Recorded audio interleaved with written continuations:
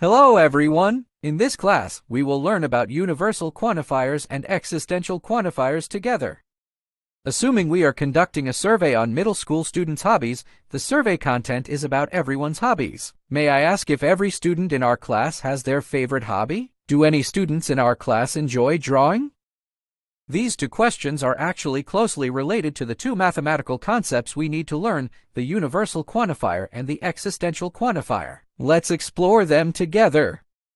In the previous learning, we already knew that a proposition is a declarative sentence that can be used to determine its truth or falsehood. Can we determine if the following statement is a proposition? 1. X is greater than 3. 2. Adding x to 1 is an integer. Statements 1 and 2 contain the variable x, and since we do not know what number x represents, we cannot determine their truth or falsehood. Therefore, statements 1 and 2 are not propositions. At this point, we further limit the variable x in statements 1 and 2 to the following statements. Are they propositions? After limiting x, it can be determined that statement 3 is a false proposition and statement 4 is a true proposition. On the basis of statement 3 in 1, use the phrase all to qualify variable x. On the basis of statement 4 in 2, use the phrase anyone to qualify the variable x. Based on the knowledge we have learned, we know that 3 or 4 sentences are propositions. The phrases all and anyone that we just used are usually called universal quantifiers in logic and are represented by this symbol. It is a symbol obtained by flipping the uppercase letter up and down, pronounced as arbitrary. Common universal quantifiers include everything, every, any, all, and so on. Okay, now let's think. Can we list propositions that contain universal quantifiers? Every student in our class has their own interests and hobbies. All real numbers have absolute values greater than or equal to 0.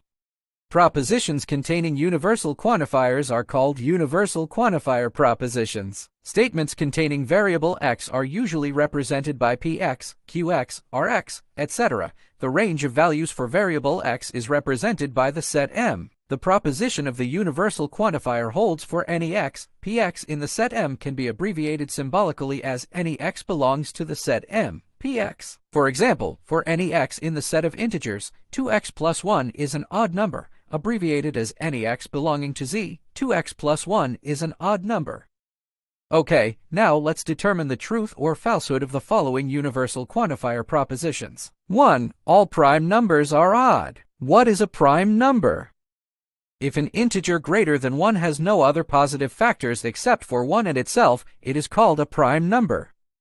So, combined with the concept of prime numbers, I believe many students can think that 2 is a prime number, but 2 is not an odd number, so the universal quantifier proposition all prime numbers are odd is a false proposition. 2. Any x belongs to R, and the absolute value of x plus 1 is greater than or equal to 1.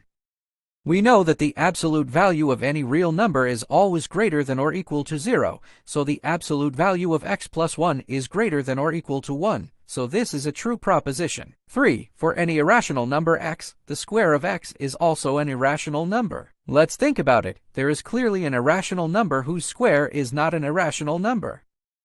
For example, the root 2 is an irrational number, but the square of the root 2 is 2, which is a rational number. Therefore, the universal quantifier proposition for any irrational number x, the square of x is also an irrational number is a false proposition.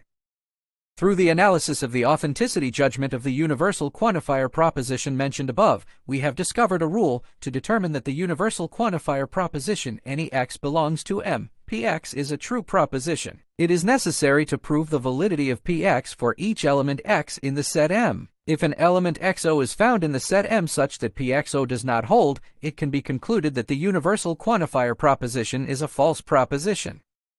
Okay, let's continue exploring another quantifier, the existential quantifier. We are considering the following question. Is the following statement a proposition? What is the relationship between comparing 1 and 3, 2 and 4? 1. 2x plus 1 equals 3. 2. X can be divided by 2 and 3. 3. There exists an x belonging to R, such that 2x plus 1 equals 3. 4. At least one x belongs to Z, and x can be divided by 2 and 3. I don't know what number x represents in statements 1 and 2, so statements 1 and 2 cannot be judged as true or false and are not propositions. Statements 3 and 4 can determine truth and falsehood and are both true propositions, so statements 3 and 4 are propositions. On the basis of statement 3 and 1, the phrase "there exists one" is used to limit the value of variable x, making it a statement that can be used to determine its authenticity. On the basis of statement 4 and 2, the phrase "at least one" is used to limit the value of variable x, making it a statement that can be used to determine its authenticity. Phrases like "there is one" and "at least one" are usually called existential quantifiers in logic and are represented by this symbol. This is a symbol obtained by flipping the capital letter E left and right, pronounced as existence. Common existential quantifiers include some, "there is one," to some, "there is," and so on. Can you list propositions that contain existential quantifiers? Some students in our class like to draw. There is a real number whose absolute value is 0.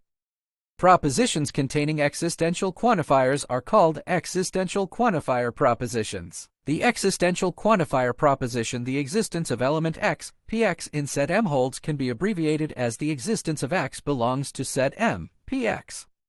For example, "there exists an integer x, 2x plus 1 is greater than 0, abbreviated as "there exists x belonging to z, 2x plus 1 is greater than 0. Okay, next we will determine the truth or falsehood of the following existential quantifier propositions. 1. The existence of x belongs to the real number r, such that x squared plus 2x plus 3 equals 0.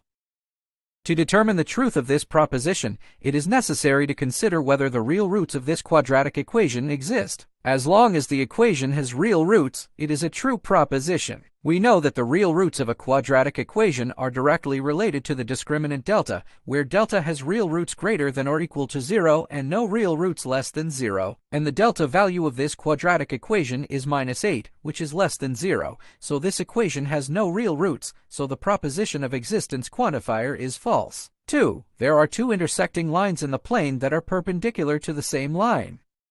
Through drawing, we can find that if there are two intersecting lines in a plane perpendicular to the same line, a triangle will appear with a sum of interior angles greater than 180 degrees, which contradicts the theorem that the sum of interior angles of a triangle is equal to 180 degrees. Therefore, there are no two intersecting lines in the plane perpendicular to the same line, and the proposition of existence quantifier is a false proposition. 3. Some parallelograms are diamond-shaped.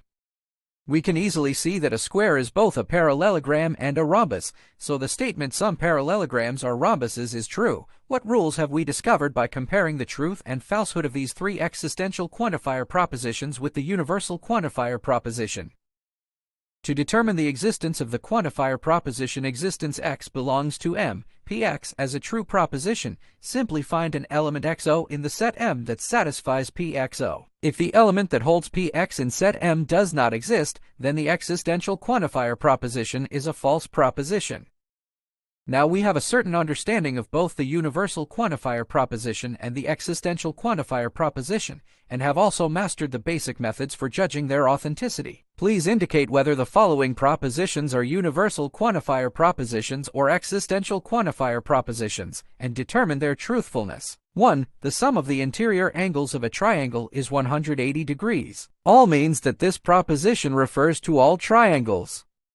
So it is a universal quantifier proposition, which means the sum of the interior angles of all triangles is 180 degrees. According to the sum of interior angles of a triangle theorem, this universal quantifier proposition is a true proposition. 2. The diagonals of a trapezoid are equal. It is not explicitly stated which type of trapezoid it is, so it implies all trapezoids, that is, all trapezoids have equal diagonals, which is a universal quantifier proposition, and we know that the diagonals of right-angled trapezoids are not equal, which means that there are some trapezoids whose diagonals are not equal. Therefore, this universal quantifier proposition is a false proposition. 3. Not all circles are centrosymmetric shapes. Not all means some circles are not ... So it is an existential quantifier proposition, that is, there exists a portion of circles that are not centrosymmetric shapes. And from the definition of a circle, we know that all circles are centrosymmetric shapes, and the center of the circle is the centrosymmetric point. Therefore, this existential quantifier proposition is a false proposition.